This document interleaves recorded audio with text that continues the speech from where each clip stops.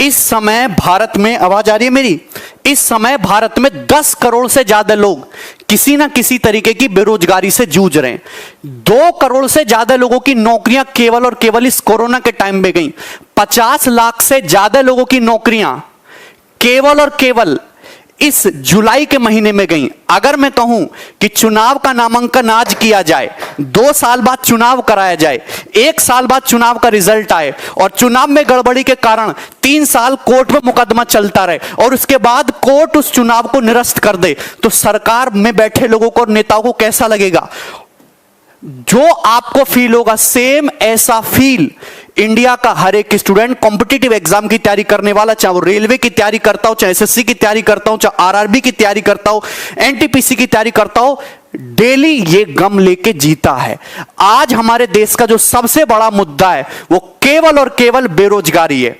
Student मुझसे पूछते हैं कि सर टीयर 3 2018 का रिजल्ट कब आएगा, डिस्क्रिप्टिव का रिजल्ट आएगा? मैं क्या बोलूं? मैं बोलता हूं 2 महीने बाद आ जाएगा भाई, 3 महीने बाद आ जाएगा। लेकिन अगर एसएससी से बात पूछोगे तो एसएससी जवाब देगी भैया 2-3 महीने तो बहुत कम टाइम है, कम से कम 4-5 साल का टाइम तो दे। 4-4 5-5 साल तक बच्चे अटके हुए हैं। मैं आपको डाटा दिखाता हूं। 2018 की सीजल की बात करते हैं। नोटिफिकेशन आया मई में 2018 में, मई 2018 में आया। बच्चे ने जनवरी 2018 से तैयारी शुरू किया होगा कम से भी कम। ऑनलाइन एग्जाम जो एप्लीकेशन है वो 5 मई से भरा गया। प्रीलिम का पेपर हो गया, मेंस का पेपर हो गया 11 सितंबर 2019 को। बहुत बढ़िया बात है, बच्चे खुश हैं। उसके बाद डिस्क्रिप्टिव का पेपर हो, महिमा सुनिए, 29 दिसंबर को। आज तक डिस्क्रिप्टिव के रिजल्ट का पता नहीं है। पूरा साल बीतने को तैयार हो गया। भगवान जाने कब सीपीटी टेस्ट होगा, कब डॉक्यूमेंट वेरिफिकेशन आएगा और कब ज्वाइनिंग होगी। एक नौकरी पाने के लिए 4-4 5-5 साल इंतजार करना पड़ रहा है। आपका एग्जाम का रिजल्ट तो बहुत जल्दी आ जाता है, आपके काम के मुद्दे तो 1 हफ्ते में निमट जाते हैं, और बच्चे यहां पे 4-4 5-5 साल तक एक नौकरी पाने के लिए जूझ रहे हैं। और वो आंदोलन करते तो पुलिस उन पे लट्ठे बरसाती है, उनको भगा देते हैं वहां से। मैं एक और बात दिखाता हूं। आप देखिए railway exam NTPC group D का 1 मार्च 2019 को नोटिफिकेशन आता है। बंपर वैकेंसी आते हैं 90,000 से ज्यादा, लगभग 1 लाख वैकेंसी आती हैं हैं? और ये भी पता है ये चुनावी लॉलीपॉप है कि चुनाव से पहले बच्चे दिखाएंगे, बच्चे खुश, अब तो रेलवे में नौकरी करेंगे, जिंदगी आसान से गुजरेगी।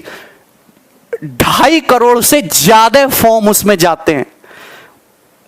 500 रुपए फीस ले लेते हैं एक बच्चे से कि 500 रुपया हमको फीस दे दो और 100 रुपया केवल एग्जाम फीस है, 400 रुपया सब्सिडी की तरह आपके अकाउंट में वापस आ जाएगा। मतलब कुल मिला के अगर 2 साल से एग्जाम नहीं हो पाया, 550 से ज्यादा दिन गुजर चुके हैं, अभी तक वेंडर डिसाइड नहीं कर पाए कि कौन एग्जाम लेगा। अगर तुमको चुनाव के लिए फंड इकट्ठा करना था, चंदा मांग लेते, हर आदमी चंदा दे देता।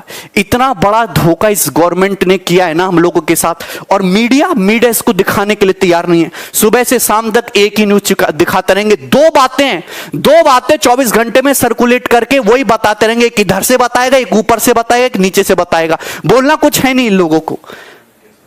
ठीक है, देखो ये मैं तुम्हें वैकेंसी का ट्रेंड दिखाता हूं हमारी गवर्नमेंट आने के बाद।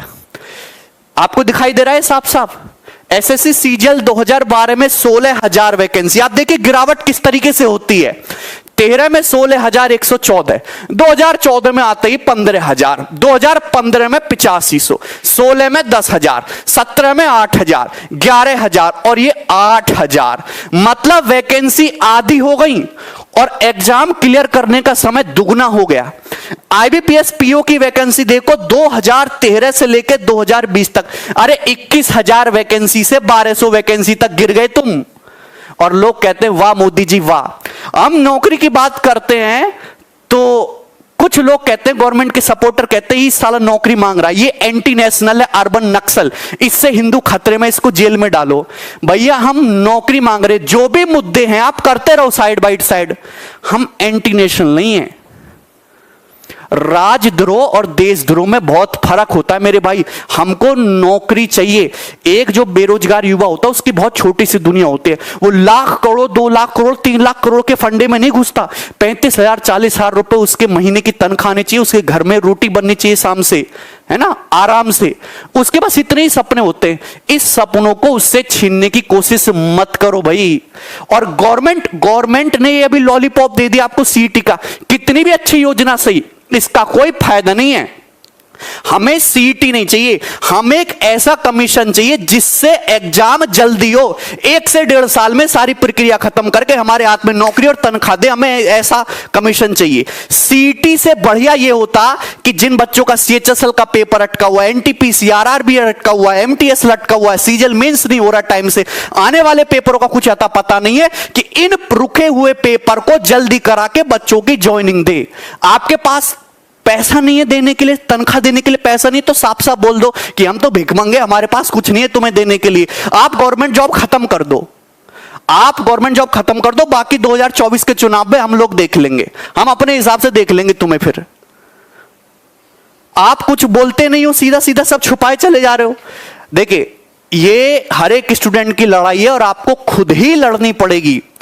तो ये एक हैशटैग है ट्विटर पे, देखो, हम भगत सिंह के जमाने से तो है नहीं कि हम सड़कों पे आके विद्रोह करेंगे, क्योंकि सड़कों पे आके विद्रोह करेंगे तो कूटे हम ही जाएंगे, हम लोग एंटी नेशनल, और हम लोगों के ऊपर उल्टे सीधे चार्ज लगेंगे।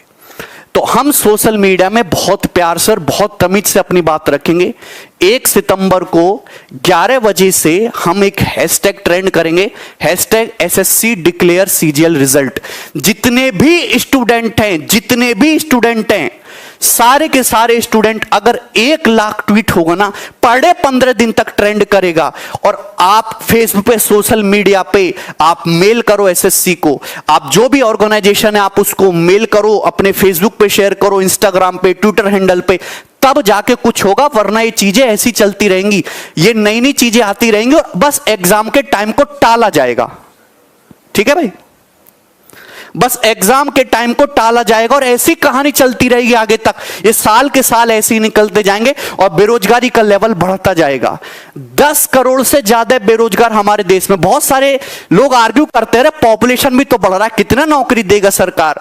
भाई पॉपुलेशन बुड्ढों का थोड़ा ना बढ़ रहा है, पॉपुलेशन बढ़ रहा है जवान लोगों का। हमारे पास पॉपुलेशन नहीं, हमारे पास रिसोर्सेज बढ़ रहे। पहले घर में 1 आदमी कमाने वाला था, आज घर में 5 आदमी जवान कमाने वाले हैं, लेकिन वो पांचों के पांचों घर में बैठे खाली। अगर वो आदमी, अगर एक आदमी 50-50 हजार रुपए कमा के लाएगा तो 2.5 लाख रुपए महीने घर में आएगा। आप कहते हो आत्मनिर्भर बनो, आपने छोटे मोटे बेरोजगारों के सारे धंधे खत्म करवा दिए, उल्टी सीधी पॉलिसी ला के। कैसे आत्मनिर्भर बनेंगे? तुम लोग हम पे निर्भर हो, सरकार हम पे निर्भर है और हम आत्मनिर्भर बन जाएं। प्राइवेट नौकरी का पता नहीं, सरकारी नौकरी को तुम खाएगे, 5-5 साल में क्लियर हो रही, अरे 5 साल में भी क्लियर नहीं हो रहा। इस तरीके का हाल देख लो।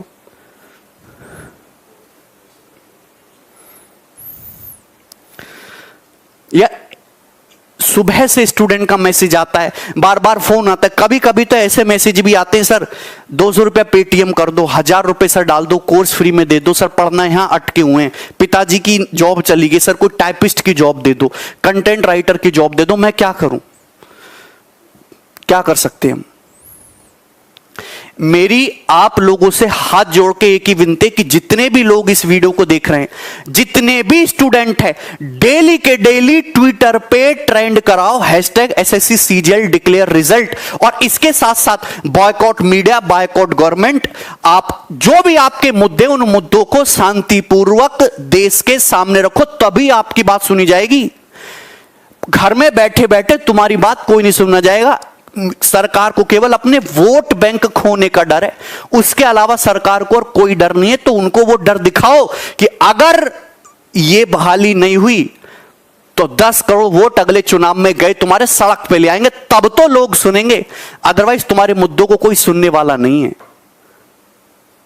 ये आज का कड़वा सच है। और मीडिया, हमारी मीडिया के तो मैं तुम्हें किस्सा बताता हूं। हमारी मम्मी गांव में रहती हैं, तो गांव में सीडी डीवीडी पे फिल्में देखते थे, न्यूज चैनल टीवी डिश नहीं लगा हुआ था। हम दिल्ली में आए, दिल्ली में शिफ्ट हुए, हमने यहाँ पे डिश लगवाया पहली बार, उस पे आज तक चैनल लगाया तो कई दिनों तक मम्मी ने न्यूज सुना। फिर एक दिन मम्मी बोली भैया गगन या को बंद कर दे और कान्हा जी के भजन लगा दे तू। ये तो बिके हुए लोग हैं। एक लेडी जो पढ़ी लिखी नहीं है, मेरी मदर, वो 4-5 दिन देख के जिनको मैंने कभी नहीं बताया कि मीडिया ऐसे बिका हुआ है, रोज टुकड़ा जाता है वहां से सरकार से इनके लिए, और उनको ये पता चलेगा कि ये बिका हुआ लोग है, इसने अपना जमीर बेच रखा है। क्या तुमको नहीं दिखता? मीडिया सरकार की पॉलिसी की केवल वाहवाही करता रहता है, वाहवाही करता रहता है। मोदी जी ने किसी आदमी को 200 रुपया दान दिया तो सरकार वाले दिखाएंगे देखो कितना करारा नोट दिया है ना, कितना करारा नोट दिया, अब इससे बढ़िया खाना खाएंगे, इनकी ताकत आएगी, और उसकी इतनी गुणगान, उसकी इतनी वाहवाही कर देंगे ना कि क्या ही बताओ। और जो काम के मुद्दे वो ऐसे कहीं ऐसे डुबक जाते कोई दिखता नहीं। आज दिल्ली हाई कोर्ट ने, आज या 1-2 दिन पहले दिल्ली हाई कोर्ट ने मोदी गवर्नमेंट को फटकार लगाई, और फटकार में क्या सीधे सीधे शब्द बोले उन्होंने कि आपकी जितनी भी पॉलिसी हैं सब एक तरह के ढकोसला हैं और ये सरकार पाखंड से घिरी हुई है। ये दिल्ली हाई कोर्ट ने बोला, ये कोई मीडिया तुमको नहीं दिखाएगा कि ये सरकार की पॉलिसी पाखंड से घिरी हुई है।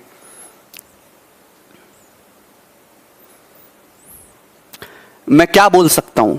आप एसएससी कमीशन को मेल डालो, ट्विटर पे, फेसबुक पे, इंस्टाग्राम पे, सोशल मीडिया पे, यूट्यूब कमेंट पे एकदम आग लगा दो, फैला दो, जब ही तुम्हारी बात सुनी जाएगी, अदरवाइज तुम्हारी बातों को कोई सुनने वाला नहीं है। और एक बंदा अगर आवाज उठाता है ना तो उल्टे सीधे मुकदमे लगा के उसको जेल में डाल देते हैं ये लोग। तो जब तक सारे लोग मिलकर आवाज नहीं उठाएंगे ना, कुछ होने वाला नहीं है, कोई सोल्यूशन नहीं निकलेगा। सोल्यूशन साथ में आके, हाँ क्या बोलूं मैं? बोलने के लिए मेरे पास अपने देश की स्थिति पे कभी कभी रोना आता है कि हमारा देश कौन से गड्ढे में जाता जा रहा है, दिन पे दिन गड्ढे में घुसता जा रहा है और मीडिया उस पर बोलने को तैयार नहीं है। तुम हैं, कोरोना तो सभी के साथ हुआ है और दूसरे देशों में भी आर्थिक स्थिति खराब हुई है, पर वो तो भर जाएंगे। लेकिन इतना मुझे विश्वास है कि हमारी गवर्नमेंट हमको कोरोना से नहीं उभार पाएगी कभी भी। 2,35,000 करोड़ का तो लोन लेने वाले राज्य, जिससे कि जो लोग ऑलरेडी सरकारी नौकरी में हैं, जो काम चलने सरकारी, वो चलते रहें स्मूथली। चलते हुए काम को कंटिन्यूअस रखने के लिए इतना बड़ा लोन लेना पड़ रहा है। और तुम ये बताओ कि सरकार इतनी बेकार हो चुकी है कि वो कैसे नए लोगों को रिक्रूट करेगी और कैसे उन पे इन्वेस्ट करेगी, कैसे उनको ट्रेनिंग करा के उनको काबिल बना के तब तनख्वाह देगी। उसमें तो सरकार का इन्वेस्टमेंट जाएगा। आप जेईई नीट का पेपर तो बड़ा अच्छा करा ले रहे हो हैं, क्योंकि उससे गवर्नमेंट को प्रॉफिट होता है। जिनमें सरकार को पैसा देना पड़ रहा है, नौकरी देना पड़ रही है, वो 3-3, 4-4, 5-5 साल तक अटके पड़े। 3 साल तो मिनिमम टाइम है। 7-8, 8-8 साल से लोगों की नौकरियां अटकी पड़ी हैं। सीटीई ये लागू होने से पहले जितनी भी भारत में भर्तियां रुकी हुई हैं वो सुलटा दो, उसके बाद सीटी लाओ धड़ल्ले से। या तो उम्मीद दो मत, और उम्मीद दो तो भैया उस पे खरा उतरने का एक बार मौका भी दो। या तो उम्मीद दो मत, उम्मीद नहीं दोगे तो अगले चुनाव में हम तुम्हें देख लेंगे। ठीक है, तो इस वीडियो को ज्यादा से ज्यादा शेयर करो, ट्विटर पे शेयर करो, केवल और केवल ट्विटर पे हर किसी को इसमें टैग करो और भैरी सरकार के कानों में ना बम फोड़ो, तब जाके उनको सुनाई देगा। तुम्हारी बातों को कोई नहीं सुनने वाला, कोई अहमियत नहीं है, डिस्कशन भी नहीं होता तुम्हारा। मन की बातों में बेरोजगारी का डिस्कशन भी नहीं हुआ, मुद्दे ही अलग हैं। बोला था कि हर साल 2 करोड़ नौकरियां आएंगी, हर साल 2 करोड़ से ज्यादा नौकरियां गई हैं, आई नहीं है। चाहे वो प्राइवेट प्लस गवर्नमेंट मिला के बात कर रहा हूं, डाटा है ये। किसान हमारा परेशान है, छोटा जो बिजनेसमैन है, जो छोटा व्यापारी है वो परेशान है, स्टूडेंट परेशान है, टीचर परेशान है, सब परेशान है। मौज में बड़े बड़े बिजनेसमैन, बड़े बड़े लोग, अडानी अंबानी जैसे, वो मौज ले रहे हैं, नेता सांसद मौज ले रहे हैं। ले जाओ, ले जाओ।